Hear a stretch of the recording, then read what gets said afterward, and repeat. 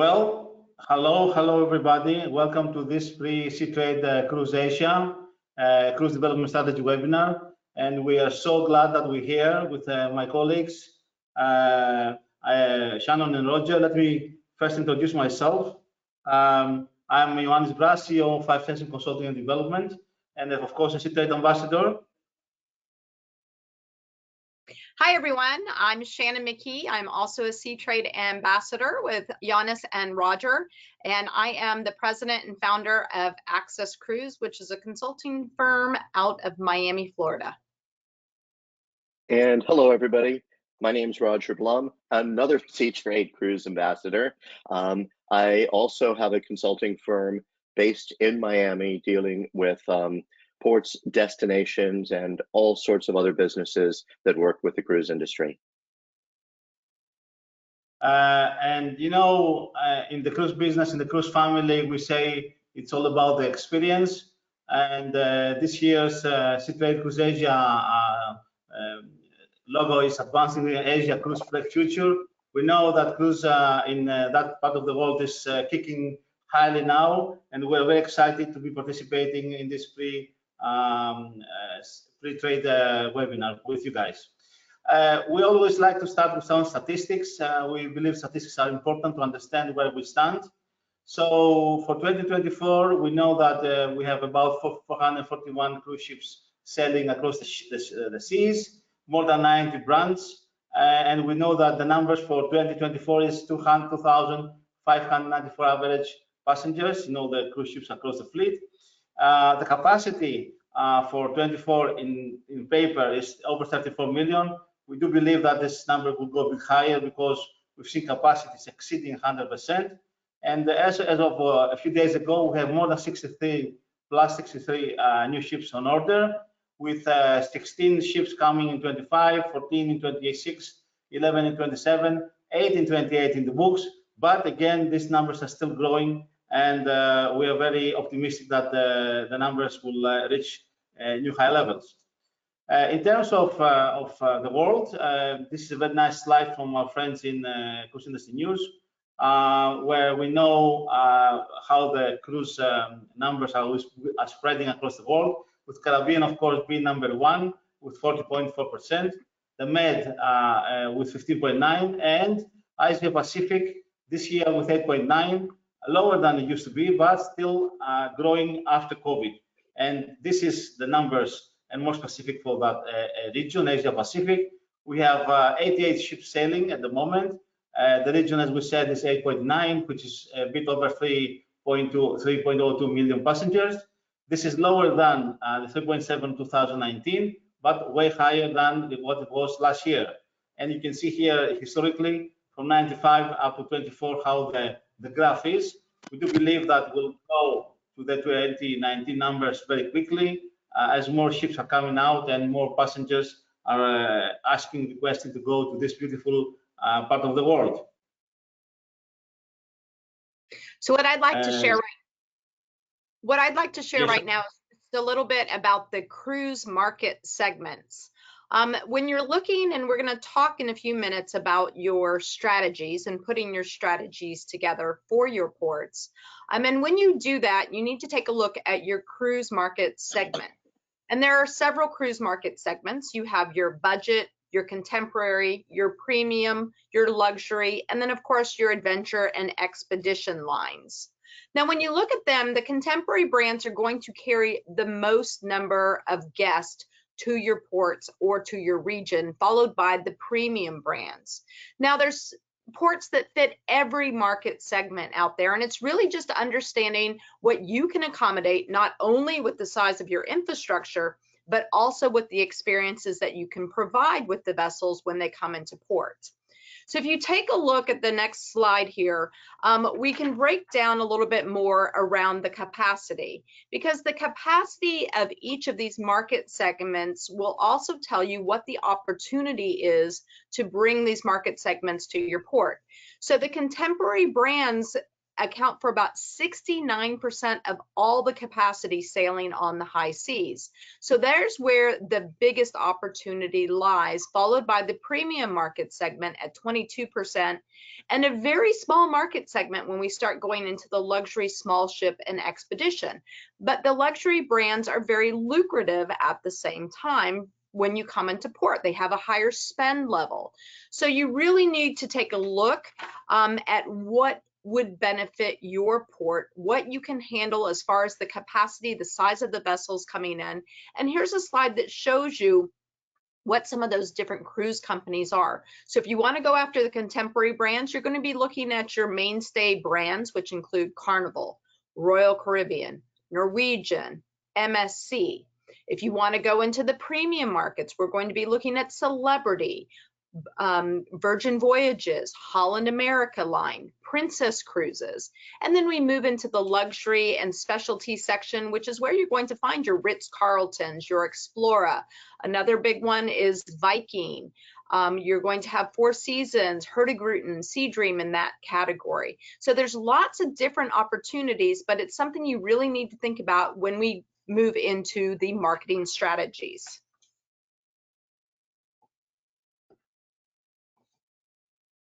I'm going to turn things over to Roger now.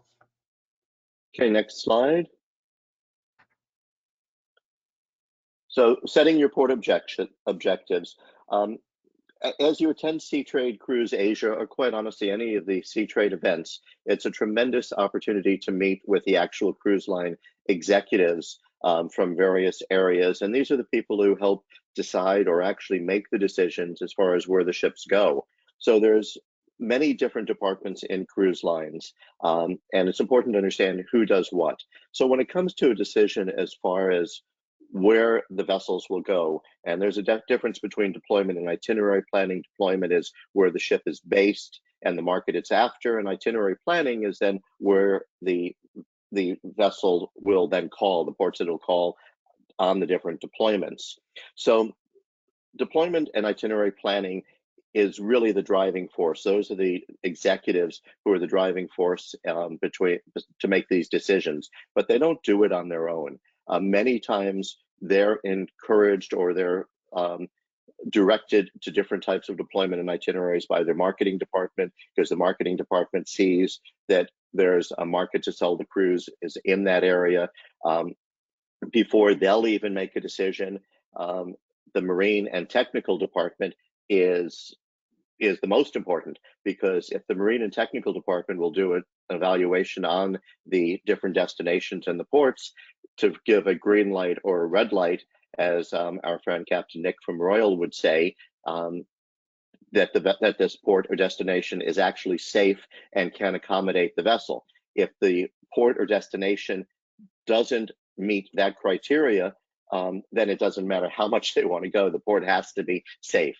Now, of course, that will change depending on the size of the vessel. Shannon was just talking about the contemporary vessels, which tend to be really big ships. But then when you get to the luxury, the smaller, the boutique, the expedition ships, those are much smaller ships.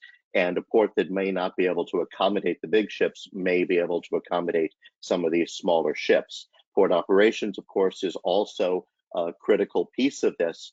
And you see here in pink, shore excursion and product development, and we're going to talk a little bit more about that there has to be something to do there. So the shore excursion offerings are vital, plus just what is there to do? What is the product there that is available for the cruise visitors? So you see there's a lot of different moving parts in here. And as you're meeting with the people at Seatrade or wherever you are, you have to keep in mind what each of their focuses are. And let's move on. So revenue management is a driving force in all of this. In other words, does it make economic sense for the vessel to go on this deployment, call in your port? And number one, will they be able to sell the itinerary? If they can't sell the itinerary and drive business for the itinerary, well, it doesn't make sense to do it. The suitability of the home port, that has quite a few different functions to it. One of the functions that I just mentioned is it safe for the vessel? But even beyond that, once it is safe for the vessel, there's a lot of ports in the world that are safe for the vessel, but they have to be able to find a market there. And there's different types of markets for home port. One of them would be a drive market. Is there a local market? Can people reach the vessel easily? And let's take in Asia, there's obviously some giant markets there, but also it might need to either be supplemented or have a tremendous airport and airlift capacity to also bring people in. And what are the source markets by country and by demographics? I just mentioned shore facilities, shore excursions, medical. There's a whole bunch of different things to make sure that the itinerary and the deployment in the port makes sense. And to move on. And you need to take a broad look at this. It's not a let's do this and next month we're going to have a cruise ship. It takes cruise lines, itinerary planning is done 2 to 4 years in advance. So there's a lot of work to be done to get those vessels into the port. So you need to identify the strengths and weaknesses of the region. In a couple of minutes, Giannis is going to speak a little bit more about doing a SWOT analysis.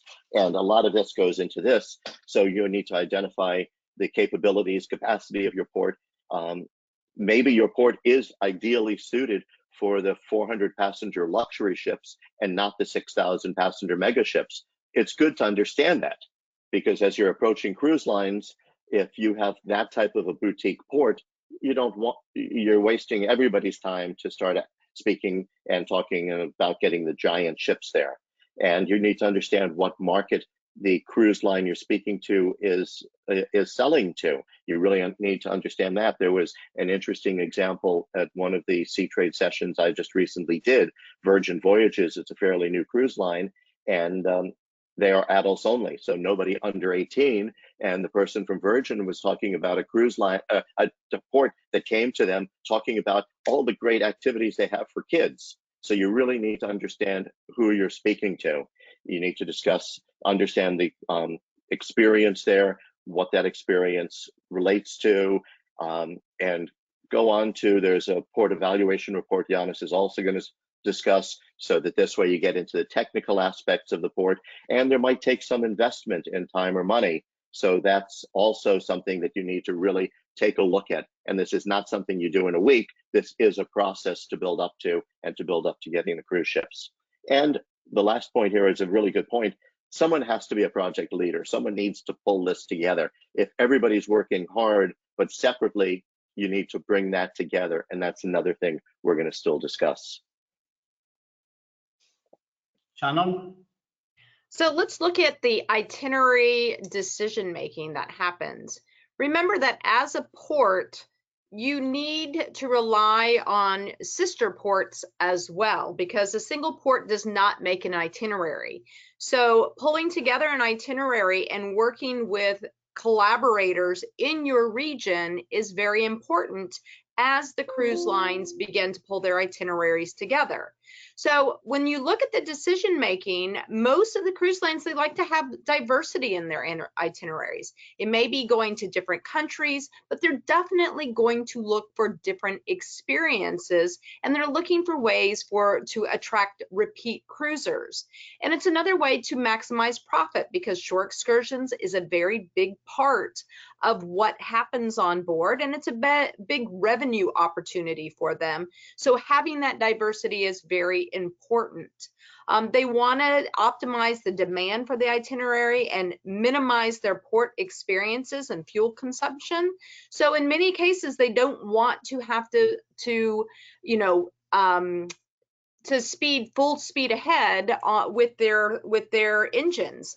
They want ports that are reasonably close for their fuel consumption, because that's one of their largest expenses when they put their itineraries together.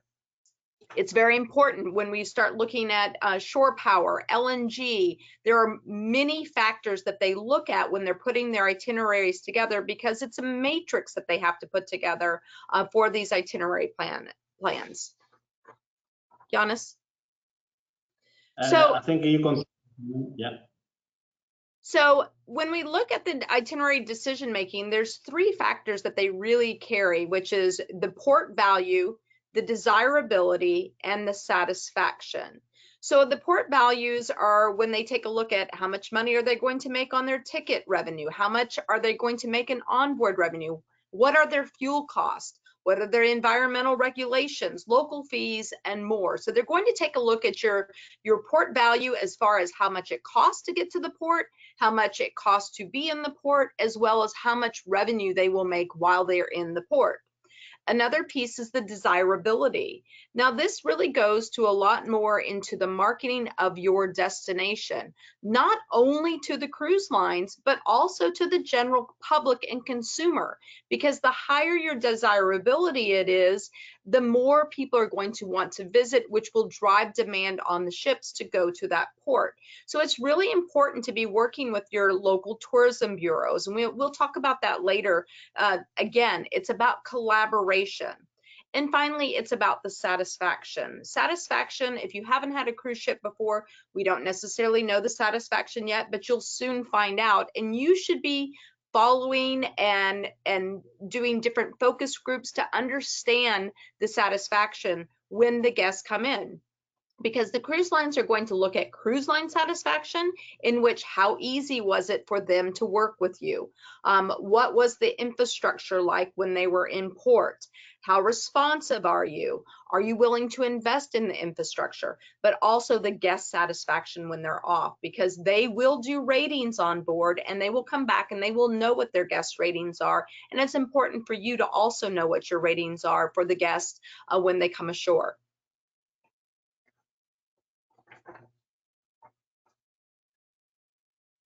So itinerary opportunities. What you should take a look at is understand which brands and which ships are sailing in your region. Because the cruise lines, the first step when they start putting their itinerary opportunities together is they really start to look at regions first. So which ships and which itineraries will be in your region? Who are there already that you can start having conversations with? Next, you should take a look at the market segment. Are we looking at the extra large vessels with the contemporary brands? Are we looking at with the contemporary brands? Are we looking at the premium brands? Or do we need something that's a little smaller and we're going after the niche market, or we're looking at the luxury brands?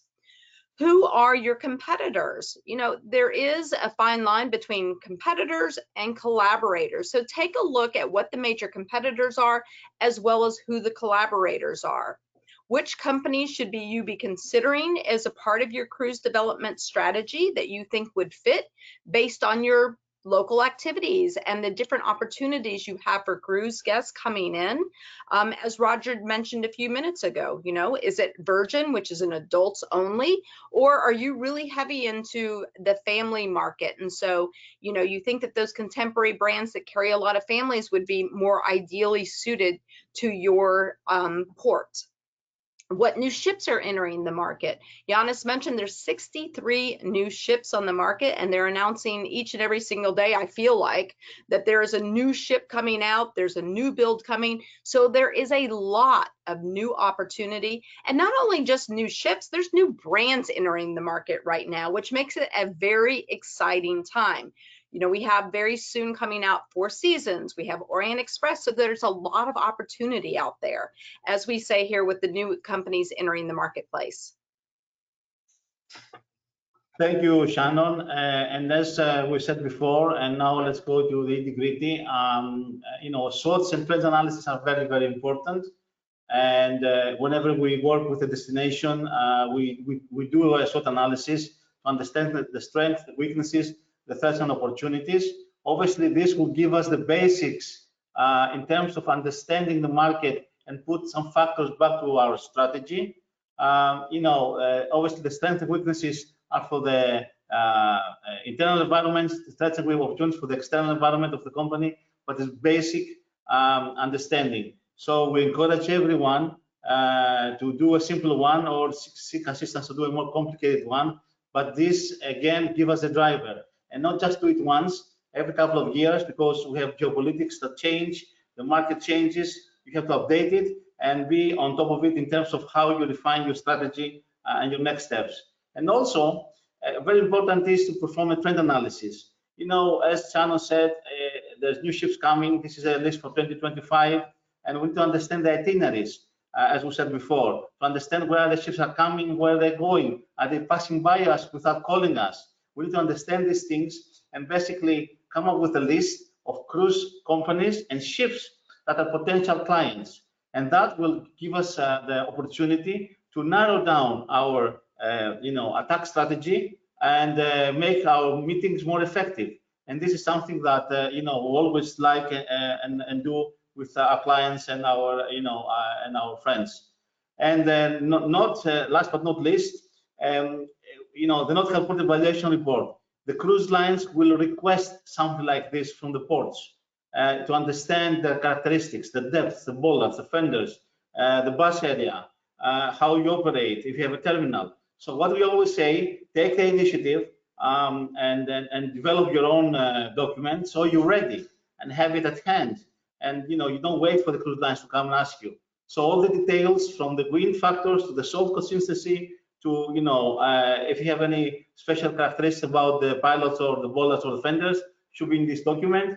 And usually it's very useful and very well received from the cruise lines. Shannon? So let's talk about the creation of your cruise marketing strategy and what kind of tactics you should be looking at. The first one is you've got to make contact with the cruise lines. This is going to be very important because the cruise industry, while it may seem very large to many people, it's actually very small. So those direct connections are going to be important to start building relationships. You're going to need to gather your visuals because we got to sell the destination. We've got to show the wow of that destination. Remember, we're not selling the port, we're selling the destination, which goes into presentations and videos and your social media presence. When we talk about the social media presence, you should be working with your local visitors bureaus to make sure that they are projecting and including cruise into their market segment when they're promoting. But in addition, you should be doing your own promotion. And the way where the cruise lines play is we are on LinkedIn. So if you're looking to attract the cruise lines, if you're looking to engage with the cruise lines, you should be on LinkedIn. That is where we are. The consumers, it's not as necessary to be posting on some of the other social media channels, other than trying to attract the consumers. You should look at strategic partnerships. Who can you work with in the port? We have all the tour operators that are there. This is going to be very important because they're going to become your ambassadors. They're going to be out there selling the destination and selling the port too. Pull together some sample itineraries to share with the cruise lines. They may or may not use them, but it's important to have those. And I think another one is fam trips. When we look at fam trips, there are multiple reasons to conduct a fam trip, and they are well worth the return on investment. Fam trips are one of my favorites. They really build relationships. It's really easy to show the wow to the cruise lines. And once you have built those relationships, you will have internal advocates within the different cruise lines that you have hosted that can help spread your message. So I do love a good fam trip, and think outside the box, right? So start thinking outside the box. What can you do to grab the cruise line's attention? So preparing your port presentation. Presentations offer a great platform where you can show the star, but you got to think about your audience. And once again, Roger touched on this. You've got to think about your audience because while you can build a basic port presentation, before you go into any meeting with the cruise line, you need to make sure you fine-tune that presentation for that specific cruise line. You do not want to go in and speak with Ritz-Carlton and talk about all the family tours that you have. They are a luxury cruise line, and they're going to want to know what kind of luxury experiences that you have in that destination. The same for the contemporary brands. You should make sure that you're focusing and putting family activities in there. So understand your audience and understand your time frame. The cruise lines are very busy. You may be different if you're presenting within their office, you have their undivided attention. But if you are at a conference such as Seatrade Asia, you may have very limited time. So make sure that you focus on the most important aspects of your presentation, as you'll need to go through this quickly. And the cruise line executives are often distracted because people that know them already will come in and they will interrupt just to say hi. Find the perfect way to share that crucial information in a creative way. And as I said before, find your wow factor. And at exhibitions, I would say that plan for a 15-minute conference, because oftentimes when you sit with them, they will be late because they'll be pulled in different directions. You'll have very limited time. So even if they've given you 30 minutes, prepare for a 15-minute conversation, even down to a 12-minute conversation. Be very precise. So preparing your port presentation, you can do a brochure. The cruise lines are not going to want to take that brochure in many occasions. They oftentimes are working from home now. Some cruise lines are working hybrid. And because they're traveling, they're not going to want to carry that presentation. It is good to have a presentation. You can print it out for a visual, but otherwise don't overload the cruise executives, because they're not going to want to carry that away. Make sure that you showcase any successful calls that you've had in the past. If you have a video, everyone loves a good video, and demonstrate the past passenger satisfaction for the guest, and especially on the shore excursions, as well as those guests that are not going on shore excursions. That is just as important for that guest satisfaction for those guests that are not participating in an organized tour. So any meeting with the cruise line, any touch point with the cruise line, I have to say is a win, because it's all about building that relationship. Roger? Thanks, Shannon and Giannis. So as you can tell, needs to be a balance between many different factors to really be a successful cruise destination. And you see right here on this slide, right in the middle is safety. So safety is number one. It has to be a safe experience, not just for the vessel that I discussed, but also for all the guests, the visitors on the ship, as well as the crew members. And then there's a balance between the desirability of the port. That means when the cruise line puts the port on an itinerary, that it's going to be desirable. People want to go there. Experience, once they get there, they have to have a great experience. That means for the people who are booking a shore excursion and taking an organized tour, and quite honestly, the ones taking an organized tour are the easiest ones to satisfy, because you control the experience. But Shannon also mentioned what we call in the business independence. Those guests and visitors who do not take a tour, they also have to have a positive experience. They have to come back to the ship at the end of the day and thank the cruise line for taking them there, not come back saying, hey, what were we doing here? And another key is revenue. Let's face it, cruise lines and the cruise industry is a business. There has to be proper revenue opportunities for the cruise line to call there. And on the balance of revenues is also the expenses have to be in line. So at the end of the day, a port call needs to be a profitable experience for that cruise line. And then that means that there has to be a balance between the cruise line, the port, and the city and the authorities, which means, as Shannon just mentioned, tourism authorities and all of the other stakeholders. The port, Shannon also, and I'm glad you mentioned that, the port is something that people think you're selling the port, but let's face it, you are selling the destination. The cruise ships are not coming to your port because you have a nice port. They're coming because what there is outside of the port, what is there to do? So all of these have to come together in this circular triangle. Next one, Giannis. So you see it all comes together. In your port and your destination experience, you have the culture and history of your destination and different adventures and what to do, including gastronomy. I know when I visited Yanis in Crete, gastronomy was a very big focus of it, even though there's a lot more to do in Crete than eat. There's so much more. So it all has to come together, and it has to be authentic. And that's what visitors are looking for. They want to experience what your destination really has to offer.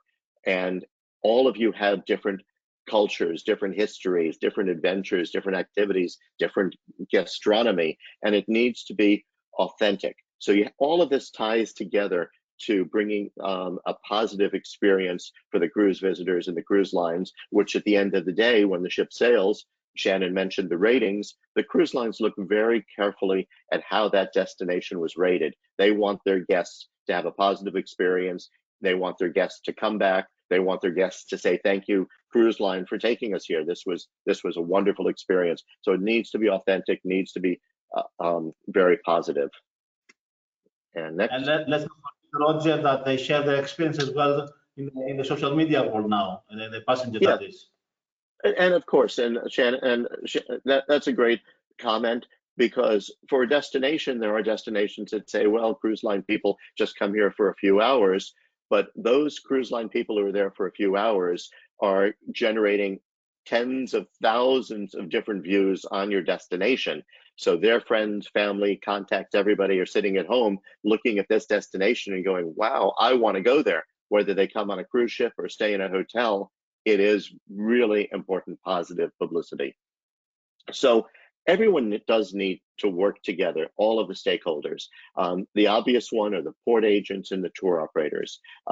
I spent most of my career in the cruise industry. I was an itinerary planner. I was making decisions on destinations, on deployments. And of course, the port agents, the tour operators would come see me or have meetings at events such as Seatrade Cruise Asia. But it needs to be more than that. You need to involve other stakeholders. You need to get the tourism departments involved. You need to get the port authorities involved. I've had excellent meetings when the pilots have come, because the pilots are so important. For home ports, I actually even have the stevedores come to meetings, because so much of that is based around stevedores. You need the merchants involved. You need everybody involved to really make this a community. And everybody has to come together. They want it, the cruise lines want to hear this. They want to understand really what this experience is. Now, for some of you destinations that might be thinking, well, how do I really understand this? That's something that in our own businesses, Yana, Shannon, and I do. We will do port evaluations. We'll come to help you understand what is needed before you meet with the cruise lines. So the meeting now at Seatrade, meet with the cruise lines, but before you actually bring the ship in, you really need to make sure that you're ready. You don't want to be learning from the ship what you need to be doing. You need to be learning in advance. And that's something that the three of us bring to the table, and we're happy to help with. And I think that's me. Next. Yeah, that is correct, Roger. And that is why we said that short excursions is part of the equation. And some ports often ask me, but what do I have to do about short excursions? I think the destination, and the port is part of the destination, is responsible of providing the right information to the short excursion department on what's available. Obviously, they work with the local agents, the tour operators, to decide which excursions are best for them. But many times, they don't have all the information. We should not assume that the departments of the cruise lines know the little secrets of your destination, know the stories of your destination. And you will be surprised how often there's a limit to the information they offer through the websites or to the information in the ship.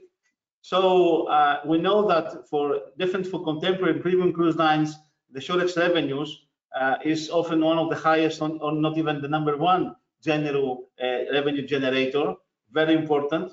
But for luxury small ship and expeditions, the short X is the reason sometimes the guests book the cruises, and this drives the ticket yields.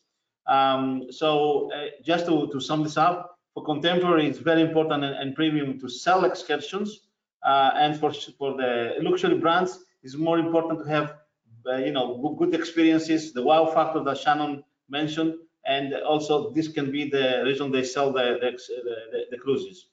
The shore excursion revenues are a large part of your port value. So when someone is thinking about your port, it's not just thinking, oh, I will go to this port and they have a bridge or they have excellent services. Do I have the right land-based organization and operations? So now we go into do I have the buses? How nice the buses are? Do I have the guides? How busy are the place I'm visiting? Do they have a system? So that's why the port value adds or decreases depending on how organized you are. And as a port or as a destination, you should always encourage your local government or your local authorities to get some idea from best practices from around the world, and take advantage of what other people are doing, and you can do the same.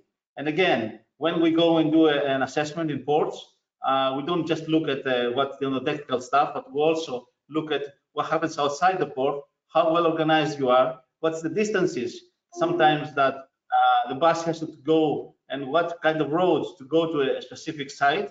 And maybe if you split it in two, you have a stop here and a stop there, will make it easier.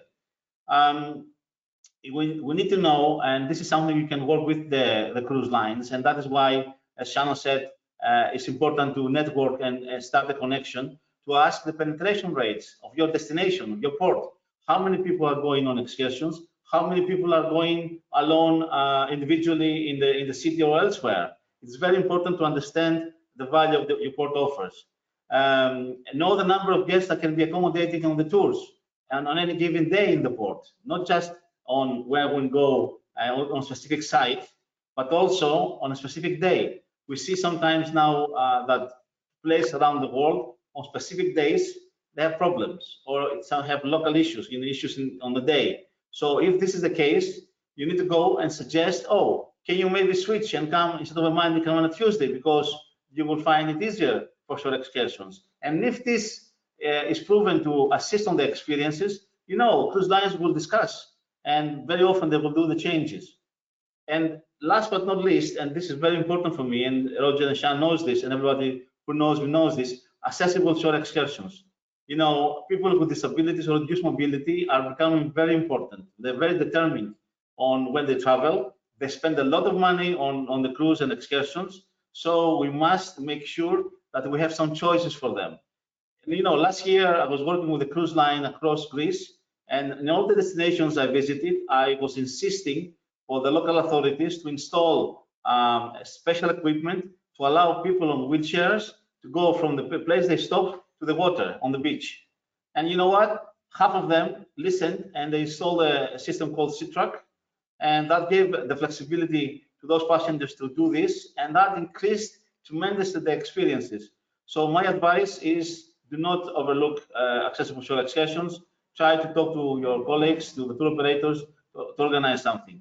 And you know what? Be ready to showcase the choice of your destination shore excursions at any time. And this is very important because, as we saw earlier, the factors that influence the decision is port operations, itinerary planning, as we said, shore excursions, and marketability. So is your destination selling the cruise, or the cruise is selling the destination? And the way to do this is to find a formal way of describing what's available on your destination. And this is very, very important. We have a signature product, we call it excursion books, but anybody can do it if you're serious, and if you look at the website, you can get an idea. You need your infographic, which will describe your activity levels, what to do, what to see, and then on a single page, to put the basic information about your specific excursion. Usually, cruise lines prefer to do 1, 2, 3 places at the same day. So you need to put the description, you need to have your symbols, a title, the duration, and obviously, if you are strategic enough, all the photos and all the material you will have in this sheet, you will also collect and send it to the cruise lines with the right to use. This will make their day, believe me, and this will make their decision process way easier if you compare this to other destinations that have not done this work. And again, some ports might think, oh, this is not my thing. It is the destination's thing to do. So with the initiative of the port, the assistance of other local authorities, tourism boards, or other local authorities, it is a very, very useful information. And you know what? When you have this, and then you, in conjunction with the farm trip, we have a winning recipe. Roger? So about the meetings, and we've discussed how important it is to be prepared for the meetings that you have with cruise executives. Shannon mentioned, even if you have a 30-minute meeting, plan for 15, so that you really are prepared to get your point across. If you have a presentation, have it ready in either PowerPoint or on a laptop, have a printed version. But quite honestly, the cruise executives don't want to be carrying a lot of papers home with them. It's a long trip home from Manila, and you can imagine how much, and now in the 21st century, there's really no need to. So make sure that you're really to the point, organized.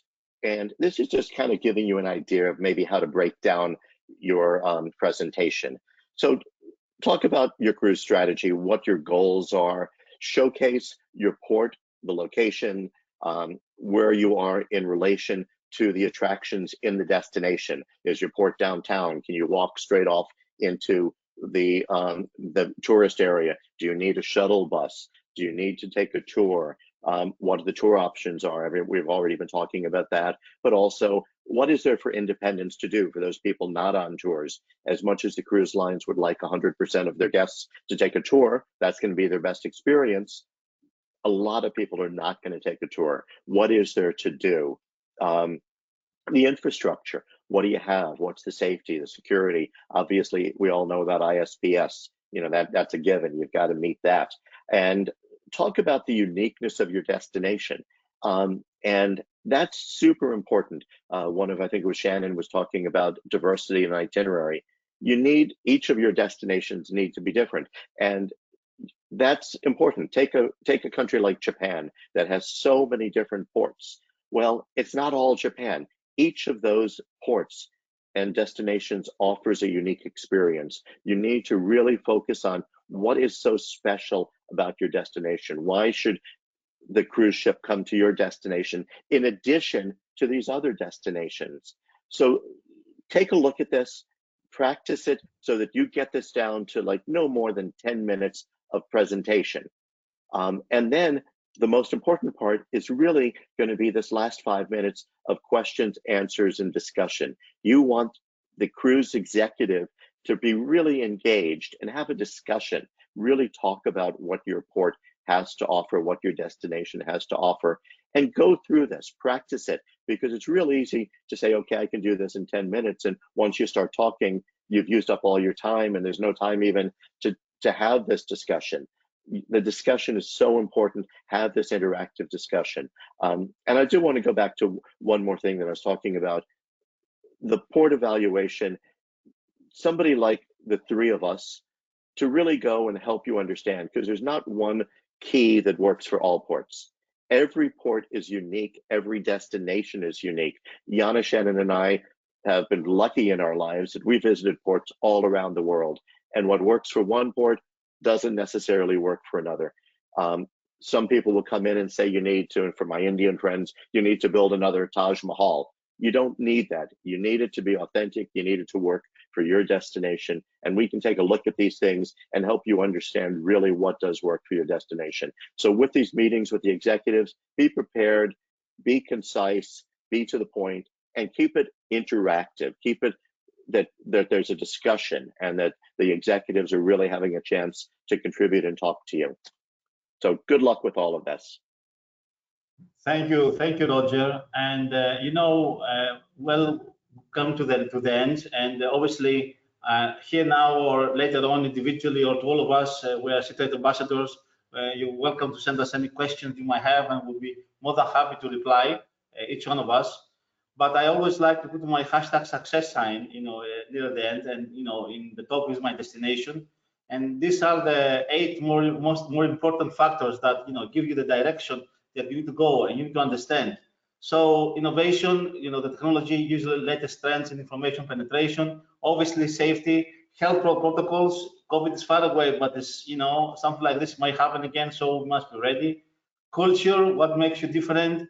Introduce and showcase. Excursions, obviously, we discussed this extensively, present them and develop the book.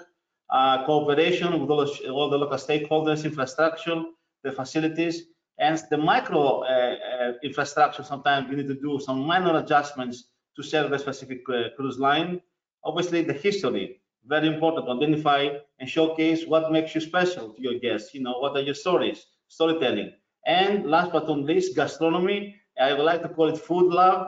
And both Shannon and Roger knows my love of food and cooking and grilling and barbecuing, so people can connect to your local ingredients and your local character. And this, believe me, can take you a long way in terms of having great reviews after from your passengers.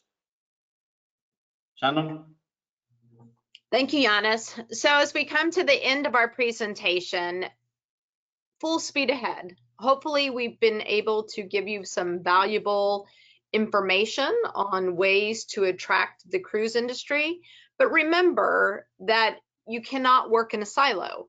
You must work together as a region, as a port, as a destination. You have to collaborate, offer unique itineraries, talk to your sister ports that may be in the region about how you might be able to work together, and offer cruise lines something different than maybe that has not been offered before.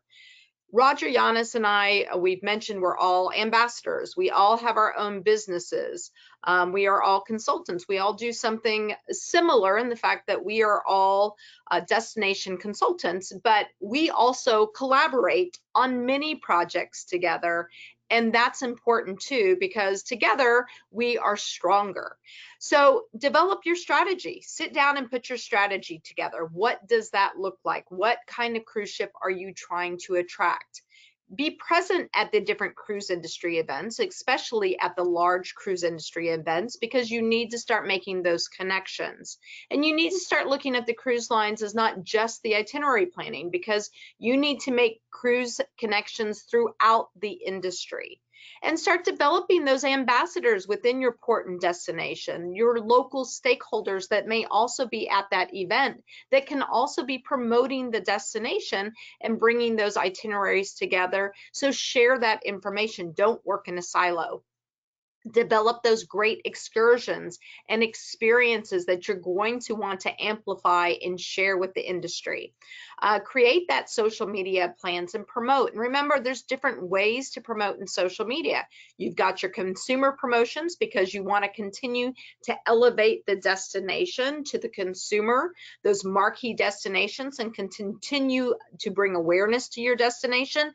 But at the same time, you should be promoting the port, your facilities, your activities to the B2B market, to the cruise lines directly, which is the best way to do that is through LinkedIn. Think about your sustainability plan and what that looks like. Sustainability has become a very big piece of what the cruise lines are looking at as they're putting their itineraries together. Fuel cost, LNG, can you have shore power in your port? So take a look and think about that sustainability initiatives that you also have in place. And then if you need more help, if you need more understanding, if you need those connections and you're not moving quickly ahead, seek the advice of experts. And we can certainly help you, Roger, Giannis, myself, but there are many experts out there that can help you, but they can certainly help break open those doors within the cruise industry and move you faster, help guide you through the process. And remember what we spoke about in the beginning. If you decide that you want to bring a cruise ship to your port today, you will not receive results for some time. The cruise lines work 2 to 3 years in advance. So if you start your work today, make sure that you set the expectations for your team, for the leaders within your destination, that if you start today, you're not going to receive a cruise ship tomorrow. It is going to take probably 2 to 3 years before you start to see those results. So a very important piece of that. And we just want to say thank you for joining. Giannis and Roger, it's been wonderful to be with you, even though it's bright and early in Miami, Giannis. We were happy to be a part of this. So thank you very much. Giannis and Roger, if you'd like to say some closing words. Yeah, I mean, it's not actually bright yet in Miami. It's still dark in Miami, but thank you again. I agree with Shannon. Thank you for joining us. I think this our idea was to give you a short eye opener before you attend Seatrade Cruise Asia. There's a lot more to it, but good luck. It's an exciting business, and it's an exciting business to be part of. I just want to say also thank you to both Shannon and Roger. I mean, these QRs here are our LinkedIn pages. We encourage you to reach out, connect with us, connect with each other. We will welcome, of course, any questions, as I said, through Seatrade or directly through our LinkedIn, and we will be more than happy to answer any questions. The strategic move is to be, happy, to smile. This is a small family, as we say, the cruise family. Often we say together, and don't forget that the one step brings you closer to the success, which is to make your destination and your port known and have more business. Thank you so much. Enjoy Seatrade Cruise Asia. Thank you. Thanks, everyone. Thank you. Giannis, were you going to ask if anybody had any questions? I don't think we have any questions at the moment, but we know that sometimes that region is shy. That's why I said that if anybody wants to send us the questions after. I know I had a question yesterday, which I replied already, but we know that this video will play later on the week. So we encourage, don't be shy. Here, this is a free session. We do it from our cooperation as ambassadors. Send us our questions, and we'll be more than happy to reply and answer. Absolutely. Thank you. Thank you.